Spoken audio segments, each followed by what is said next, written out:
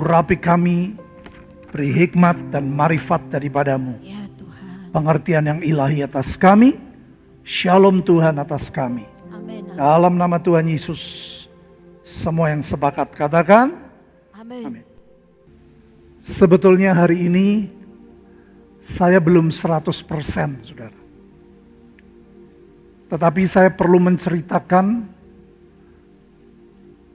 mengapa saya sampai masuk rumah sakit 1 hari. Kadang-kadang saya melihat dan mendengar ada orang yang lebih dari 1 hari. Tetapi yang paling penting saudara, adalah Tuhan membawa kesehatan dan berkat yang ajaib. Jadi sebetulnya berawal saya ini jadwal pelayanan saya tuh reschedule semua. Tetapi ada beberapa tempat yang minta reschedule itu dipercepat.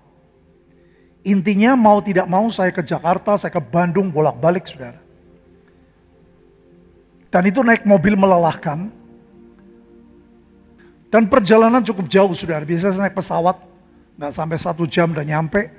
Tapi saya bersyukur. Nah, 1 kali saya punya kesalahan. Sebetulnya ada salah satu saudara saya yang mengingatkan, Pak, kalau keluar kota seperti itu, Bapak harus minum suplemen ditambah. Saya waktu itu makan suplemen tuh ala kadarnya, saudara. Saya nggak perhatikan itu. Dan cerita singkat, 1 kali saya batuk, saudara. Saya tidak pernah merasakan panas badan. Sekalipun saya tidak pernah merasakan perasaan saya rasa hilang, itu tidak pernah, saudara. Dan pada waktu batuk, cerita singkat, saya ini sudah punya pengalaman, ada antibiotik yang sangat cocok untuk saya. Biasanya saya minum cuma 100 mg, kali itu saya minum 200 mg. Kenapa saudara? Saya tidak berpikir negatif, tapi biar cepat sembuh, karena jadwal pelayanan sudah begitu banyak. Saya minum seperti biasa sehari 2 kali. Nah, kesalahan saya minum paratusin. Paratusin itu sebetulnya tidak saya butuhkan. Karena saya nggak panas, tidak pusing sama sekali. Cuman batuk saja. Itu saya makan sekian hari. Tahu-tahu ada informasi dari teman baik saya di luar kota. Pak, ini obat Tionghoa bagus banget. Bapak minum 4, kalau bisa 4 kali 4. Itu cepat sembuh. Saya bilang, saya sedang minum obat ini. Oh nggak apa-apa. Dijarak saja 1 jam. Tapi saudara, saya nggak bisa perhatikan kapan makan ini tepatnya, kapan makan ini. Jadi intinya selama 3 hari itu mengerikan saudara. Saya makan 4 obat Tionghoa itu, 4 kali 4, 16 kapsul dalam 1 hari. Antibiotik sehari 2 kali. Dan paratusin sehari 2 kali. Waduh saudara, awalnya cuman sakit biasa. Saya pikir biasa. Pada waktu saya ke Bandung itu puncaknya. Saya makan obat itu puncaknya di sana saudara. Itu sakitnya luar biasa. Saya tidak bisa makan. Semua makan saya bilang nggak bisa, saya nggak bisa makan. Sakitnya luar biasa. Tapi saya bersyukur saya tidak mengalami pendarahan seperti tahun 79. Tahun 79 waktu itu saya mengalami pendarahan saudara. Karena mas saya lagi sakit ya, karena saya punya kebencian sama ayah saya. Waktu itu pemicunya rebung dengan salak. Dan akhirnya saya sampai keluar darah. Tapi saya nggak punya duit saudara. Saya di rumah tiap hari makan bubur 2 minggu sampai 3 minggu. Mulai dari itu sampai sekarang saya nggak pernah mau makan bubur. Buat saya trauma banget. Bubur itu sesuatu yang sangat menyakitkan saya. Nah, saya bersyukur sudah waktu itu berat saya 75 turun sampai 59. 16 kilo. Sudah tahu berat badan saya sekarang berapa? Saya tidak pernah turun dari 90 kilo. Sulit sekali. Dokter jantung saya dia bilang, Pendeta Hadi, saya ingin jantungmu seperti anak muda. Saya semangat, saudara. Gimana, Prof? Caranya bagaimana? Sambil senyum dia berkata, buatlah berat badanmu 80 kilo. Oh my God, saya bilang itu. Gimana caranya berat badan saya sampai 80 kilo? Saya kemarin terkejut, saya timbang. Berat badan saya 80,8. Tuhan punya banyak cara untuk membuat semua rencananya jadi, tapi tidak dengan cara kita. Saya bersyukur, saudara, pada waktu Bu Linda melihat, waduh, yang kamu nggak makan berhari-hari, kamu tidak diinfus, nggak bisa, mesti masuk rumah sakit. Oke, saya bilang nggak apa-apa. Waktu masuk rumah sakit, saudara, buat saya itu sesuatu yang tidak mudah.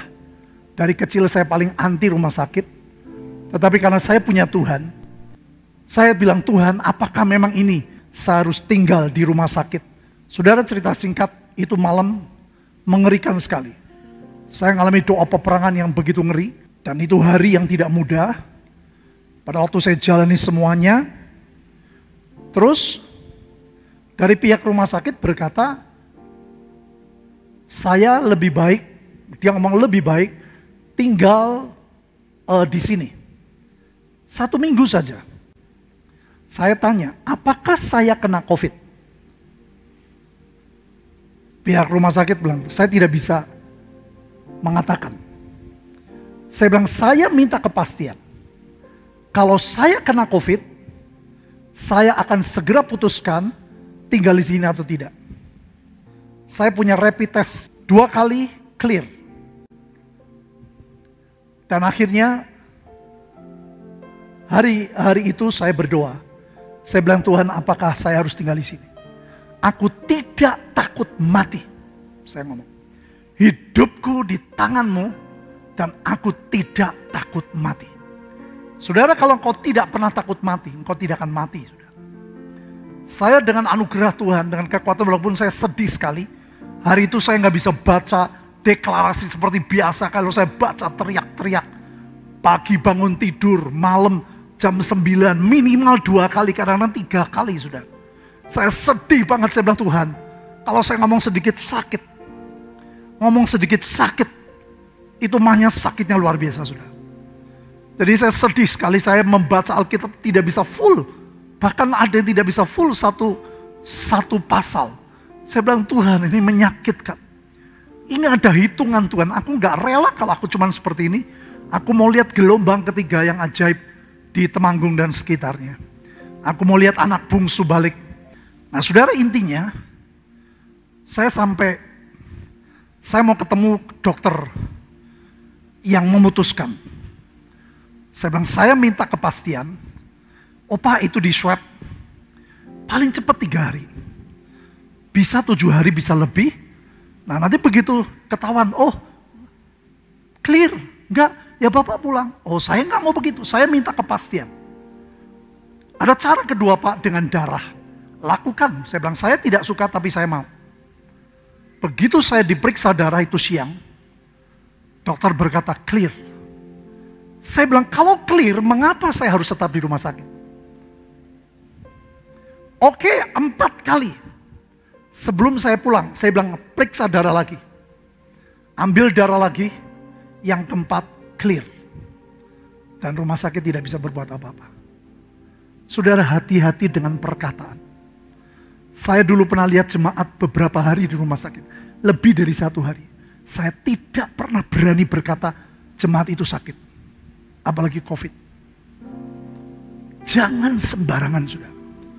Saudara saudara masuk dalam hitungan salah. Bayangin kalau saudara berkata, saya kena COVID. Itu roh kematian. Tapi saya bersyukur saya tidak takut mati.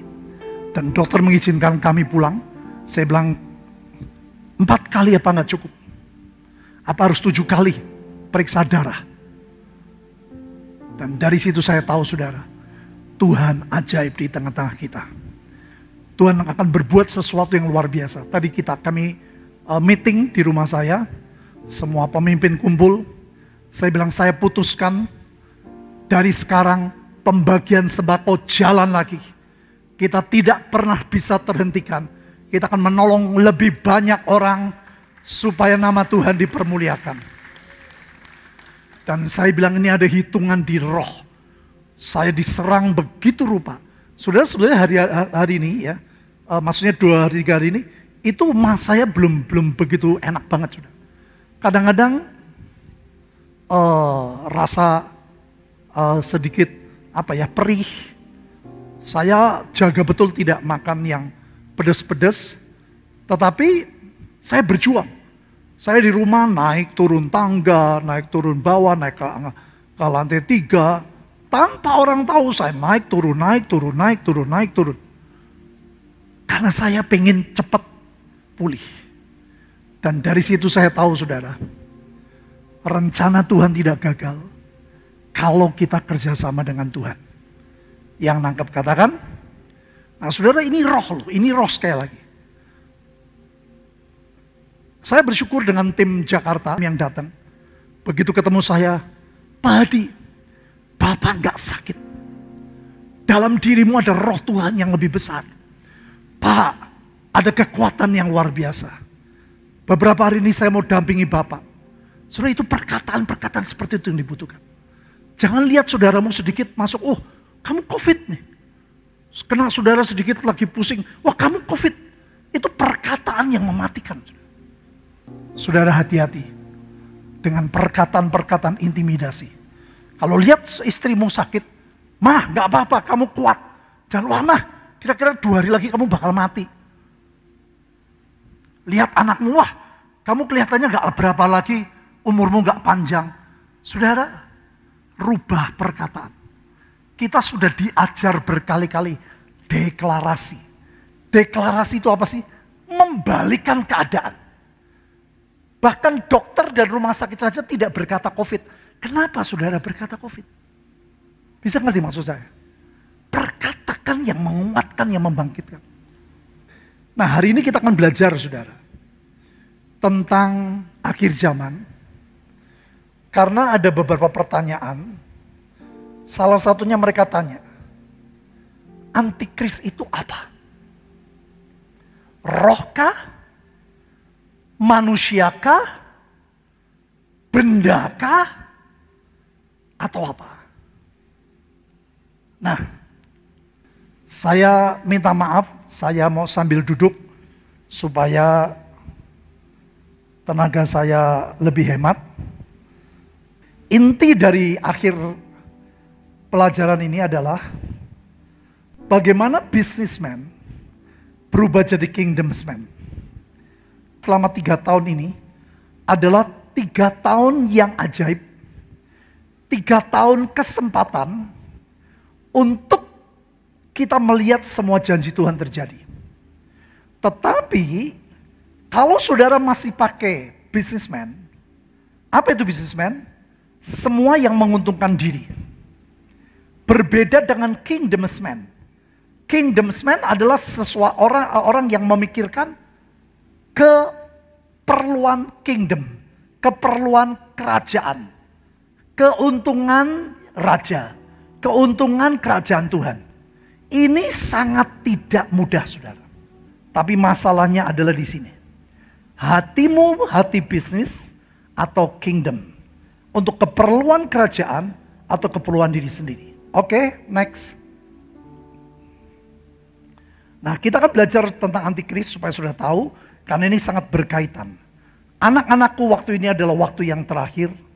Dan seperti yang telah kamu dengar, seorang antikristus akan datang. Sekarang telah bangkit banyak antikristus. Itulah tandanya bahwa waktu ini benar-benar waktu yang terakhir. Saya kagum sekali dengan Yohanes.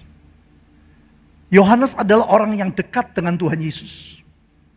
Dan dia menyebut orang-orang yang dicintai, orang-orang yang digembalakan anak-anakku. Saudara, hari-hari ini kita tuh membutuhkan spirit ini, saudara. Bukan spirit penghakiman, tapi spirit yang membangkitkan. Walaupun mereka bukan anak-anak dari Yohanes, tapi Yohanes berkata anak-anakku. Kenapa disebut waktu ini adalah waktu yang terakhir? Seperti yang telah kamu dengar, perhatiin saudara. Seorang antikristus akan datang. Jadi sama, Tuhan Yesus Kristus mau datang. Di saat-saat yang sama, ada rencana si jahat, yaitu seorang antikristus. Ini kepala. Sama seperti Tuhan Yesus. Tuhan Yesus kepala, antikristusnya kepala. Nah, siapa duluan yang akan datang? Ini tergantung dari gereja, saudara. Kalau gereja diam, gereja tidak doa perang, gereja tidak menolong banyak orang, maka antikristus akan segera datang. Itu yang dikatakan Yesaya 60. Kegelapan dulu atau terang dulu. Maka dari itu kita pilih Tuhan Yesus yang datang, bukan antikris. Antikris datang setelah kita mengalami pengangkatan. Yang percaya katakan? Nah, sama persis. Sekarang telah bangkit banyak antikristus. Ini tubuhnya, sudah. Banyak antikristus. Ini tubuhnya. Tubuhnya antikris. Sama. Saudara dan saya adalah tubuhnya Tuhan Yesus. Tuhan Yesusnya akan datang. Alkitab berkata banyak antikristus. Antikrisnya akan datang. Jadi ini sebuah siapa yang cepat duluan. Nah, siapa cepat duluan itu tergantung bukan dari Tuhan, tergantung dari gereja. Makanya tadi waktu kumpul, saya bilang kita pilih secepatnya. Kita bagi sembako lagi. Kita akan menolong banyak orang, kita akan menyentuh banyak orang. Saya percaya kita adalah gereja yang menjadi terang yang ajaib. Yang sepakat katakan, itulah tandanya bahwa waktu ini adalah waktu yang terakhir. Jadi saudara hati-hati ya. Kita sedang hidup di waktu yang terakhir. Saudara, kalau banyak ucapanmu yang salah, banyak cara berpikirmu yang salah, 3 tahun yang dijanjikan belum tentu itu terjadi dalam hidup saudara. Nah, yang menarik ayat 19. Apakah roh antikris? Memang mereka berasal dari kita, tetapi mereka tidak sungguh-sungguh termasuk pada kita. Sebab jika mereka sungguh-sungguh termasuk pada kita, niscaya mereka tetap bersama-sama dengan kita. Tetapi hal itu terjadi supaya menjadi nyata bahwa tidak semua mereka sungguh-sungguh termasuk pada kita. Saudara pernah bayangin gak? Dalam satu ayat 3 kali Tuhan berkata tentang sungguh-sungguh. Apa itu roh antikris? Adalah roh yang tidak sungguh-sungguh mencintai Tuhan. Roh antikris adalah roh yang tidak sungguh-sungguh berpihak kepada Tuhan. Roh antikris adalah roh yang tidak sungguh-sungguh kepingin menyenangkan keperluan kingdoms. Roh antikris adalah roh yang hanya memikirkan dirinya, keuntungannya. Maka dari itu saudara, spirit sungguh-sungguh ini ngeri sekali. Selama kita melakukan apapun, kebaktian tidak sungguh-sungguh, main musik tidak sungguh-sungguh, singer tidak sungguh-sungguh, choir tidak sungguh-sungguh. Kan aku tugas ya aku lakukan. Saudara, itu spirit antikris. Jadi jangan anggap sepele saudara. Ini bayangin sekali lagi, dalam satu ayat 3 kali berkata tidak sungguh-sungguh. Maka saudara, apa yang Tuhan lakukan? Next. Banyak orang tidak perhatikan di Wahyu 3:16. Jadi karena engkau suam-suam kuku dan tidak dingin atau panas, aku akan memuntahkan engkau dari mulutku. Berarti keluar dari tubuh Kristus atau tidak? Keluar dari tubuhnya Tuhan Yesus enggak Bapak Ibu? Ngeri, suam-suam kuku. Makanya saya hari-hari ini saudara, saya akan mengajak saudara-saudara. Saya mau ajak saudara lihat bahwa apa yang dikatakan Nabi Tuhan, apa yang disampaikan 3 tahun ke depan adalah tahun yang ajaib buat setiap kita. Tapi syaratnya satu, tidak suam-suam kuku. Semua dilakukan cuma sekedar tugas, semua dilakukan cuma sekedar ya karena saya ikut-ikutan. Tapi harus sungguh-sungguh. Katakan bersama saya, sungguh-sungguh.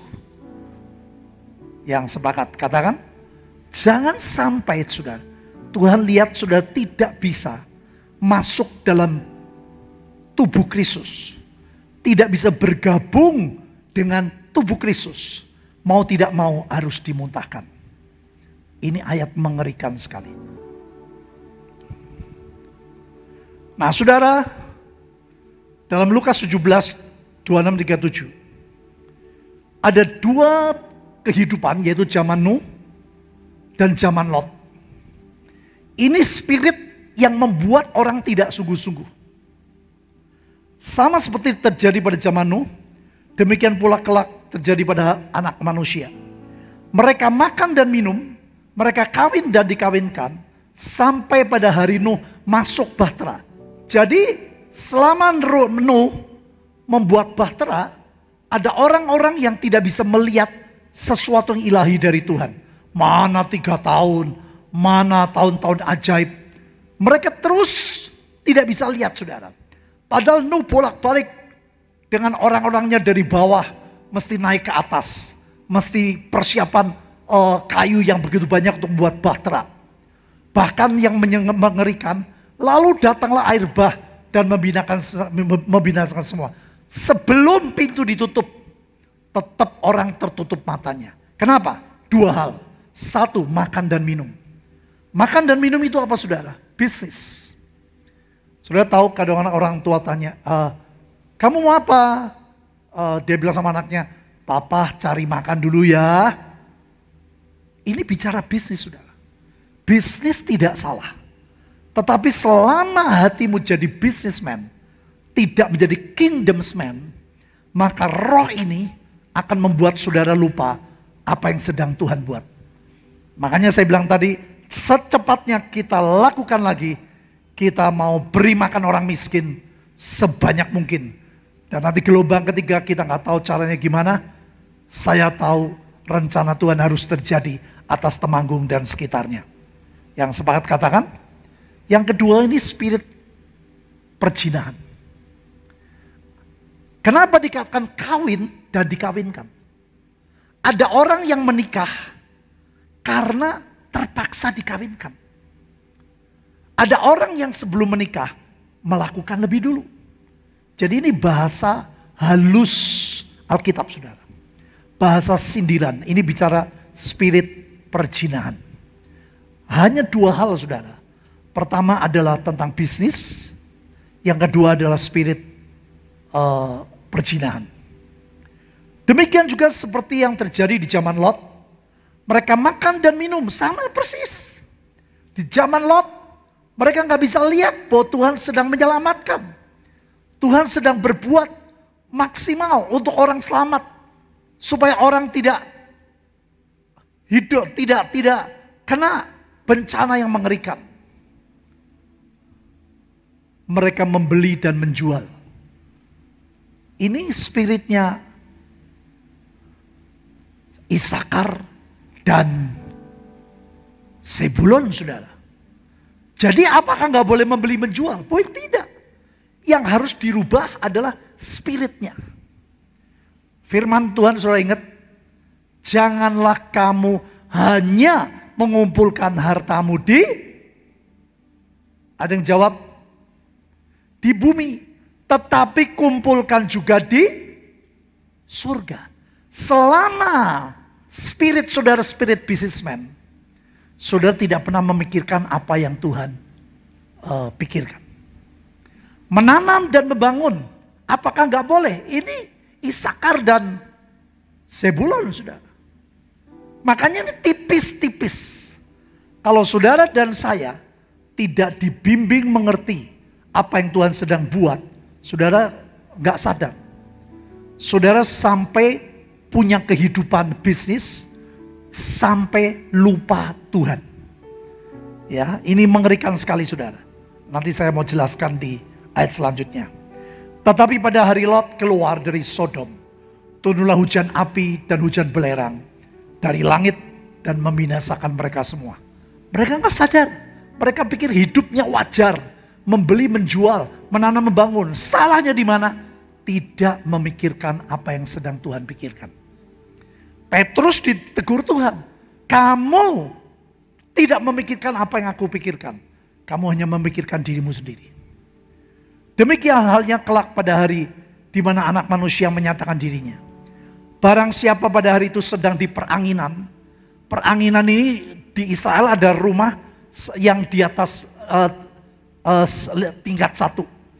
Di situ pintu dari satu dan yang lain anginnya tuh kenceng, saudara. Makanya dikatakan di atas rumah. Ini bicara tentang kekristenan yang sudah di atas. Dan barang-barangnya ada dalam rumah. Janganlah ia turun untuk mengambilnya. Saudara, ini kita waktunya upgrade, bukan waktunya turun. Yang sepakat katakan?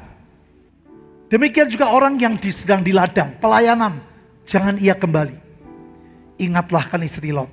Barang siapa berusaha memelihara nyawanya, ia akan kehilangan nyawanya. Barang siapa kehilangan nyawanya, ia akan menyelamatkan. Saudara, waktu di rumah sakit saya tanya Tuhan, apakah saya harus tinggal di rumah sakit? Tuhan bilang, tidak. Cukup 1 hari. Dan itu sebabnya saya minta konfirmasi, saya nggak mau ngawur. Saya bilang, dokter tunjukkan kalau saya sakit. Kalau memang saya sakit COVID, saya ambil keputusan. Saya nggak ngomong saya tinggal di rumah sakit. Saya ambil keputusan. Gak bisa, Pak. Nah, 2 kali apakah tidak cukup dengan cara darah? Ya, ini sudah jelas, Pak, clear. Oke, kalau gitu maaf, saya akan pulang. Aku berkata kepadamu pada malam itu, ada 2 orang di atas satu tempat tidur, yang seorang yang di bawah yang lain akan ditinggalkan. Ini suami istri, saudara. Ngeri. Ada yang dibawa, ada yang ditinggal. Ada 2 orang perempuan bersama menghilang, kerja nih di ladang Tuhan, yang seorang akan dibawa, yang lain ditinggalkan. Kalau ada 2 orang di ladang pelayanan, seorang akan dibawa, yang lain ditinggalkan. Apalagi saudara gak pelayanan. Yang pelayanan saja tidak dapat jaminan. Kata mereka kepada Yesus, di mana Tuhan? Katanya kepada mereka, di mana ada mayat, di situ berkerumun burung nasar. Selama kedagingan kita terus mau dikerjakan, kita akan lihat orang-orang akan jadi, saudara akan jadi berkat. Banyak orang akan datang melihat kehidupan saudara yang luar biasa, yang ajaib. Yang percaya katakan, bagaimana cara hidup kita di akhir zaman? Ini saudara, ini cara tadi. Bagaimana caranya saudara menanam, tapi seperti nggak menanam. Saudara bisnis, tapi seperti tidak bisnis. Saya bilang sama keluarga, Tuhan Yesus tidak lama lagi akan datang. Rumah depan yang kita bangun, walaupun sedikit tenaga, tapi kita pelan-pelan kita jadi. Kalau Tuhan Yesus datang, lepaskan semua. Tidak ada yang mengikat hidup kita. Gedung gereja ini saya lepaskan. Saya pilih rapture. Saya pilih diangkat. Kenapa? Setelah itu antikris menyatakan diri. Maka Tuhan berkata, saudara-saudara, inilah yang kumaksudkan. Waktu telah singkat, karena itu dalam waktu sisa ini orang yang beristri harus berlaku seolah tidak beristri. Artinya apa? Jangan terikat hidupmu, saudara. Saya masih lihat begitu banyak orang yang ikatannya itu mengerikan. Apapun dilakukan untuk suami, apapun dilakukan untuk istri. Tapi tidak pernah apapun dilakukan untuk Tuhan. Itulah businessman, bukan kingdomsman. Kalau saudara kingdomsman, saudara melakukan untuk Tuhan. Saudara melakukan untuk istri, gak salah. Lakukan untuk suami, gak salah. Tapi lakukan untuk Tuhan.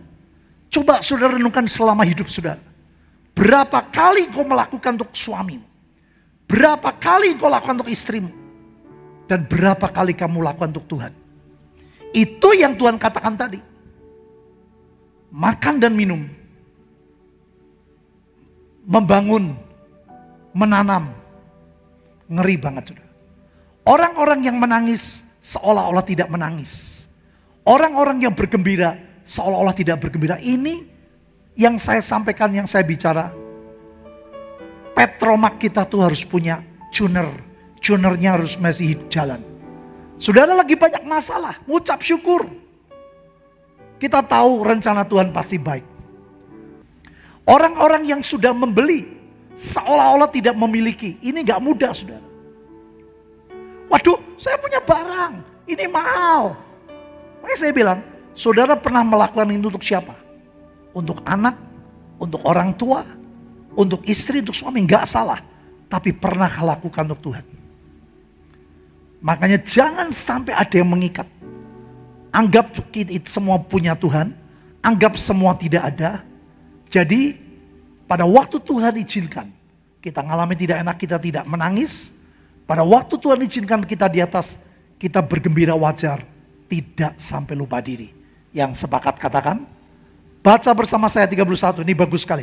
2, 3, pendeknya orang-orang yang mempergunakan barang-barang duniawi seolah-olah sama sekali tidak mempergunakannya.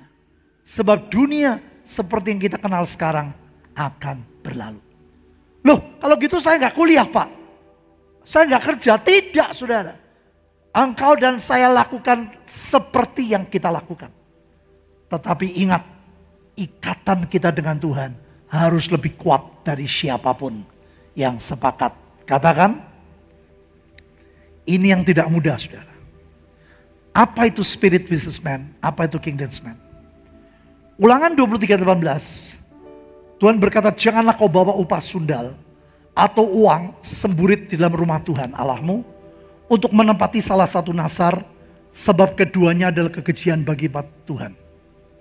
Yesaya 6:18, sebab aku Tuhan, 1, mencintai, 2, membenci, 3, membenci kecurangan. Aku akan memberi upahmu dengan tepat dan akan mengikat perjanjian abadi dengan kamu. Saudara, apa itu upah sundal? Upah sundal adalah orang yang bekerja menghasilkan uang, tetapi di dalam bisnisnya tidak mengandung 3 perkara ini. Tidak mencintai hukum, ada spirit perampasan, ini yang namanya tidak bersyukur. Saudara, spiritnya spirit perampasan dan kecurangan. Dan di dunia begitu banyak, saudara, orang yang kerja tidak mengandung 3 perkara ini. Sebetulnya itulah upah sundal. Jadi saudara, Tuhan tuh gak butuh duit. Yang butuh duit sebetulnya kita. Yang butuh duit gereja. Untuk kita bisa menolong banyak orang. Tuhan ingin sesuatu yang sangat jelek, saudara, berubah menjadi, jawab, perjanjian abadi. Sebetulnya Tuhan paling tidak suka.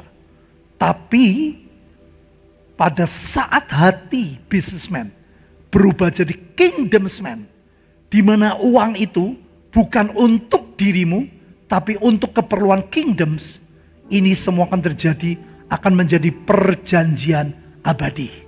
Yang nangkep, katakan. Ini contoh yang ajaib, saudara. Tirus adalah sebuah kerajaan besar. Tirus adalah kerajaan yang sangat kaya, yang terkenal banyak emasnya. Bahkan Tirus pernah, saudara, dirampas emasnya sama Raja Asyur. Dan Raja Tirus memilih dia ke laut dan membuang seluruh emasnya. Tirus adalah kerajaan yang pernah Tuhan lihat, ini kerajaan yang terkaya di dunia. Maka disebut pada waktu itu Tirus dilupakan 70 tahun lamanya. Kenapa, saudara? Karena di dalam kehidupan Tirus ada banyak upah sundalnya. Tidak tadi, saudara, tidak ada unsur hukum yang benar, ada roh yang serakah, ada roh kecurangan. Jadi dilupakan Tuhan 70 tahun. Sama dengan umur raja. Ini ajaib. Tuhan itu, saudara, adalah Tuhan yang penuh kasih dan sayang. Yang sepakat katakan, sesudah lewat 70 tahun. akan terjadi kepada Tirus seperti terjadi pada perempuan sundal dalam nyanyian ini. Saya mau jelasin dulu. Sesudah lewat 70 tahun. Jadi upah sundal hasil yang tidak ada di unsur hukum yang Tuhan suka. Begitu lewat 70 tahun, saudara dan saya bisa mengambil sebuah keputusan, yaitu perjanjian abadi. Perubahan perjanjian yang sebetulnya Tuhan sangat tidak suka, tetapi karena untuk keperluan kingdoms, bukan keperluan bisnis, itu akan berlaku. Nah, saudara, ini biasanya tentang hari kemerdekaan. Tirus kemerdekaan kapan? Dan setelah lewat 70 tahun, maka perjanjian yang disebut upah sundal itu bisa berubah menjadi suatu yang ajaib. Nah, saudara, Indonesia itu merdeka tahun berapa? 1945. Sudah lewat 70 tahun belum? Itu yang saya katakan, saudara. Sekarang 75 tahun, kita harus percaya bahwa ini adalah kesempatan yang ajaib, di mana upah sundal yang sebetulnya Tuhan sangat tidak suka, tapi demi kepentingan kingdoms, bukan kepentingan bisnis, maka itu akan berubah menjadi perjanjian abadi. Ini tidak semua orang, saudara, akan mendapatkan perjanjian abadi. Tapi saya akan mengajak, saya akan membimbing saudara-saudara untuk sampai mengalami perjanjian abadi. Begitu perjanjian abadi terjadi, saudara jangan kaget. Duit akan datang dengan cara-cara yang ajaib. Datang kepada hidupmu, tapi bukan untuk keperluanmu. Nah, syaratnya apa supaya dari upah sundal berubah menjadi perjanjian abadi? Ayat 16. Ambillah kecapi. Ada banyak orang, saudara, kecapinya sudah digantung. Engkau tidak punya kecapi. Tidak bisa keluar lagi sesuatu yang di sini, saudara. Waktu saya di rumah sakit, saya gak enak banget. Saudara, saya nangisnya apa? Bukan nangis saya gak bisa makan. Saya bilang, Tuhan, aku sedih. Kenapa aku tidak bisa deklarasi? Sakit, saya ngomong sakit. Saya ngomong, demi nama Yesus, aku percaya. Yesaya 60, aduh sakit.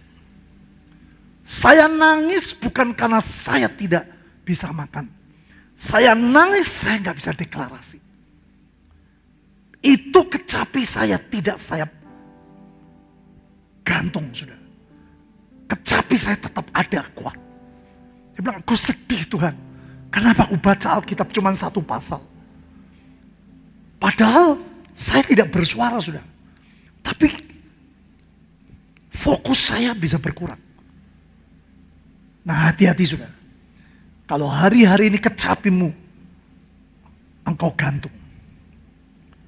Yang kedua, kelilingi kota. Oh, itu cuma tugasnya Pak Petrus Hadi. Saudara tidak legal untuk mengalami pengalaman dari upah sundal menjadi perjanjian abadi. Kenapa Tuhan berkata kelilingi kota? Berkati kota. Saudara, saya terkejut, saya sudah sampaikan ke beberapa grup. Pertama kali disebut menyembah Tuhan, itu bukan di zaman Abraham, tapi di Kejadian 2. Disebut, disitulah mereka menyembah Tuhan. Mereka berusaha menyembah Tuhan. Makanya kalau saudara, buat apa keliling kota? Saudara tidak punya legalitas untuk mengalami upah sundal berubah menjadi perjanjian abadi. Ini gak mudah, saudara. Kelilingi kota dengan sebuah pengertian. Keliling bukan karena tugas, keliling karena saya cinta kota saya. Saya tidak lahir di Temanggung, Tuhan. Tapi Engkau berkata, Engkau ada di kota ini. Usahakanlah. Itu dalam Kejadian 2 juga. Usahakanlah. Itu kata menyembah. Hai sundal yang dilupakan. Makanya saudara mau gak? Mau dilupakan atau mau melakukan bagiannya? Kalau engkau tidak melakukan bagian-bagian ini, saudara akan tetap dilupakan. Tapi kalau sudah tidak dilupakan, petiklah baik-baik. Saudara, saya kalau di mobil dengan Ibu Linda, berjam-jam kita kelilingi kota, terus dia tidak berhenti. Perkatakan, Tuhan berkati kota ini, berkati kota ini, selamatkan kota ini. Saudara, sebetulnya saudara yang lahir di Temanggung, itu yang punya hak legalitas. Tapi ternyata justru banyak orang yang lahirnya di Temanggung, tapi tidak mencintai kotanya. Maka saudara tidak bisa melihat perjanjian abadi ini. Bernyanyilah sedikit-sedikit di hati. Halo? Bernyanyilah banyak-banyak, saudara. Supaya engkau diingat orang. Ada banyak orang, saudara, tidak mau diingat bahwa saudara punya hak yang ajaib di kota ini. Saudara, kota Temanggung, kota kecil. Tapi ada sesuatu yang sangat ajaib. Saya belum bisa cerita sama saudara. Ada sesuatu yang sangat ajaib. Saya bilang, ayo kita doa. Kita mau lihat sesuatu yang ajaib terjadi di kota kita. Yang sepakat katakan? Nah, lihat. Sesudah lewat 70 tahun, Tuhan akan memperhatikan siapa Bapak Ibu? Tirus. Sehingga ia kembali mendapat upah sundalnya. Lebih hebat lagi, ia akan bersundal dengan segala kerajaan yang ada di muka bumi. Bisnis. Dan mereka dapat kekayaan yang luar biasa. Labanya dan upah sundalnya. Ini ajaib, saudara. Setelah lewat 70 tahun akan menjadi apa Bapak Ibu? Kudus. Saudara, kalau selama ini saudara kerja tembakau, tapi ikuti cara-cara mereka, saudara akan tetap di bawah mereka. Tapi pada saat saudara pakai cara Tuhan, tidak pakai cara mereka, maka saudara akan lihat laba upahnya akan kudus bagi Tuhan. Tidak akan ditahan, kata Tuhan, tidak akan disimpan. Artinya apa? Bagi kita juga tidak ditahan, tidak dikumpulkan, disimpan untuk diri sendiri. Saya tahu Indonesia sangat membutuhkan makan rohani dan jasmani. Yang sepakat katakan, anak bungsu akan kembali. Tetapi dengan labanya itu akan disediakan makanan yang cukup. Dan pakaian yang indah bagi orang-orang yang diam di hadapan. Berarti saudara makin miskin atau makin diberkati? Makin diberkati Bapak Ibu. Maka ini gak mudah merubah paradigma businessman menjadi kingdomsman. Kalau saudara menjadi kingdomsman, sudah mau lakukan, ambil kecapi, keliling kota, petik baik-baik. Petik baik-baik berarti ada yang petik gak baik-baik. Bernyanyi banyak-banyak. Saudara, itu saya lakukan dengan sepenuh hati. Saya tidak asli kota ini. Tapi saya sampai hatinya mau menangis. Saya bilang, Tuhan, kasihan mereka Tuhan. Mereka harus balik kepadamu. Mereka harus kembali kepadamu. Yang sepakat, katakan, saya tanya Tuhan, contoh seperti apa sih di Alkitab? Yang upah sundalnya bukan untuk dirinya. Yang upah sundalnya dikembalikan untuk Tuhan. Yang upah sundalnya bukan untuk businessman. Tapi upah sundalnya kingdomsman. Tuhan berkata, Sakeus, saya kaget sudah. Alkitab berkata, tetapi Sakeus berdiri. Berkata kepada Tuhan. Tuhan, setengah dari milikku akan kuberikan kepada orang miskin. Saya mau tanya saudara. Setengah dari milikku ini ada di luar atau ada di hidupnya Sakeus? Ada di dalam hidupnya Sakeus. Tapi dia relakan. Ini upah sundal nih Tuhan. Aku dapatnya karena upah sundal. Aku mau kembalikan setengah. Dan Sakeus tidak akan semakin miskin. Maka hari-hari ini, kalau saudara gak punya nasar, hidupmu tanpa nasar, malah takut, waduh jangan. Wah nanti aku tambah makin miskin. Wah aku nanti dapatnya gak lebih banyak. Tapi saudara akan lihat keajaiban pada waktu kau punya hati seperti Sakeus. Akan kuberikan pada orang miskin. Selalu saudara. Hati Tuhan untuk pada orang miskin. Sakeus nangkep hatinya Tuhan. Sekiranya ada sesuatu yang kuperas. Lihat tadi saudara. Tidak ada hukum. Pemerasan dari seorang ku kembalikan. Berapa kali Bapak Ibu? Ini tidak wajar. Tapi Tuhan suka dengan sikapnya Sakeus. Apa yang terjadi saudara? Baca bersama ayat 9. Kata Yesus kepadanya, baca 2-3. Hari ini telah terjadi keselamatan pada rumah ini. Karena orang ini pun anak Abraham. Saudara, lebih penting keselamatan atau duit? Di Temanggung ini spiritnya ngeri banget. Dulu Pak Yusak Cipto pernah, dia bilang, aduh Pet, aku di sini kok kermul. Itu loh, ada sesuatu yang membuat orang tidak bisa apa-apa. Saya nggak bisa doa, saya nggak bisa nyembah Tuhan, saya nggak bisa apa. Ada sesuatu. Apa sih Coba tanya Tuhan. Besoknya dia tanya, itu roh tembakau Pet. Saudara, sudah tinggal di negara, di daerah yang tidak mudah. Tapi kalau engkau punya seperti Sakeus, punya nazar, punya sikap setengah dari milikku. 4 kali yang kuperas, kukembalikan. Hari ini terjadi keselamatan atas setiap rumah kita masing-masing. Yang sepakat, katakan